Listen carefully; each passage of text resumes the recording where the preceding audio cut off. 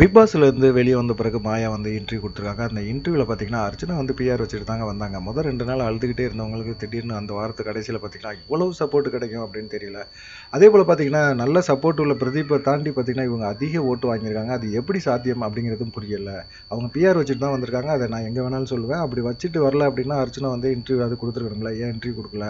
அப்படிங்கிற மாதிரி கூட சொல்லியிருக்காங்க. இன்டர்வியூ கொடுக்குறது கொடுக்காதது அவங்களுடைய வேலை. உனக்கு என்னம்மா?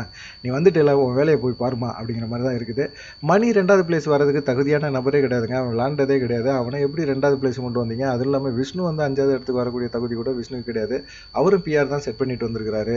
இந்த அம்மா மட்டும் தான் பிஆரே வைக்காம அழகா வந்து கேமை மட்டும் விளாண்டுட்டு போயிருக்காங்க. எனக்கு வந்து ஆதரவு கொடுத்த மக்களுக்கெல்லாம் தெரியும். நான் வந்து கேம் விளாண்டுட்டு வந்திருக்கேன் அப்படின்னு சொல்லிட்டு என் ஃப்ரெண்ட்ஸ் எல்லாம் சொல்றாங்க. அதனால எனக்கு சந்தோஷம். மக்களோட ஆதரவு எனக்கு தான் இருக்கு அப்படின்னு சொல்றாங்க. கழுவி கழுவி அவங்க ட்வீட்ல வந்து ஊத்துனாலும் இன்னமும் மக்கள் ஆதரவு தனக்கு தான் இருக்குன்னு சொல்லி எப்படி நம்ப வைக்கிறாங்க பாருங்களேன்.